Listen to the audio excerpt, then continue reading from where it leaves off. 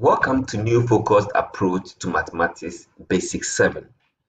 Remember, this is revised edition and we are working on the indicator multiplication of algebraic expression. And now, with multiplication of algebraic expression, we need to be very careful. And then we make sure we also understand it from the point that it's a bit different from addition and subtraction. So if I have a number, let me call it A, and is to the power 3 or exponent 3, and I'm multiplying it by another number, also A to the power 4. What happens is that we keep the A and we add the exponent, and that will give us 7. So A cubed plus A to the power 4 will give us A to the power 7. If I attach a number to this, let's say squared times maybe 4 times A, again here I'll multiply the coefficient, so that will give me 12. Then I'll multiply A squared times A. The power here is 1, so I'm going to get A to the power 3 or A exponent 3. Beautiful. So these are some of the things we are going to be working with. Again, let me give you another instance. Maybe I have negative 2x y times let's say 5x y squared. In terms of multiplication, I'll multiply this and this, which will give me negative 10. Now x times x will give us x squared. Y times y squared will give us y cubed. Okay, so that becomes the answer. So we're going to use this principle to solve series of questions. Example here, find the simplest form of the following expressions. We have 2a squared b times negative 3ab squared times 2a squared b. Now, once again, we look at the coefficients, then we multiply the variables as well. So 2 times negative 3 will give us negative 6, times 2 will give us negative 12. Then a squared times a squared will give us a cubed, times a squared again will give us a to the power 5. So it means that the powers are 5, because here is 2, here is 1 making 3, here is 2 making 5. Then b also starts with exponent 1 and exponent 2 give us exponent 3. Then another exponent 1 give us b exponent 4. So that becomes the result. Negative 12a power 5, b power 4. Then look at the next one. The next one is 15xy times 1/3 xy squared. Now the 15 times 1/3, we know multiplication of fraction by a whole number. That means we are going to do something like this. We can do cancellation, or we can multiply the numerator and the denominator. So that will give us 5. Okay, that's 3 divided itself 1. 3 can divide here as 5. So we have 5. Okay, then x times s will give us s squared. Y times y squared will give us y cubed. Then we are done with that. I hope it's very clear. Good. Now let's look at the last one.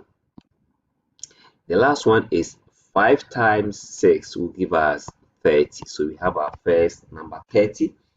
Now we have m. So m squared times m squared will give us m exponent 4.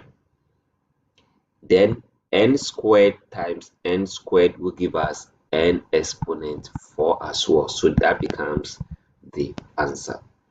Good. Now let's try another one. Find the simplest form of the following expression. Again, we pick this times this, that is the 16 times 1/4 will give us 4. Okay, because to be 16 divided by 4, which would be 4. Then 4 times 2 here will give us 8. Then we are done with the coefficient. Now with the variable we have p power 3, p power 1 will give us p power 4 or p exponent 4. Then p squared will give us p exponent 6. Then we have q squared. Q squared will give us q exponent 4.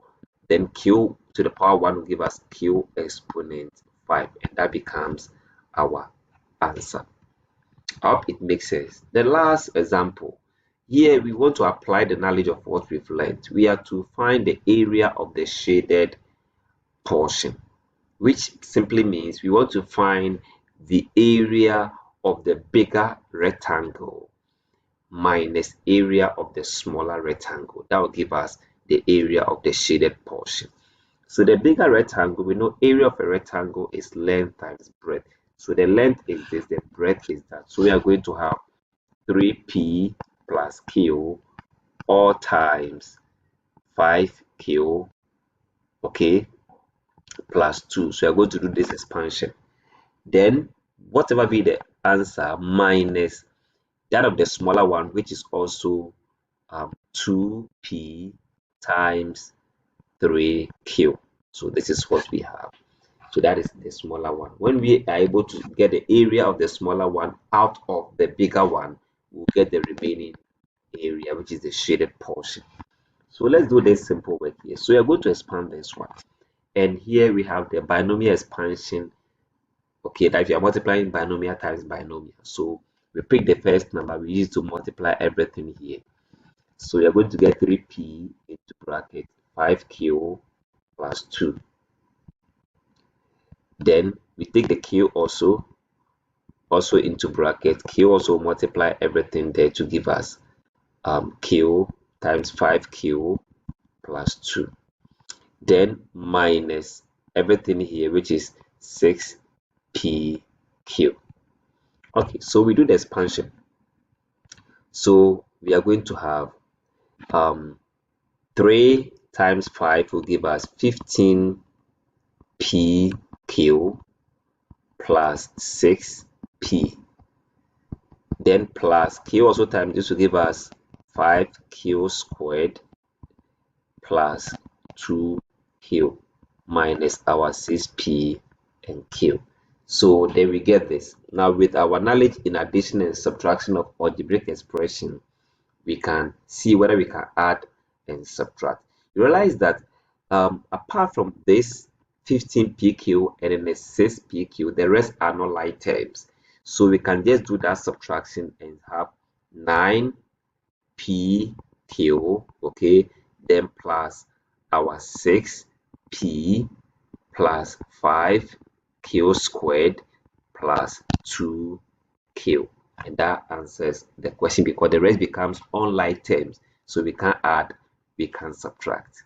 Good. I'm sure this has really helped you in understanding this concept. Thanks so much for watching.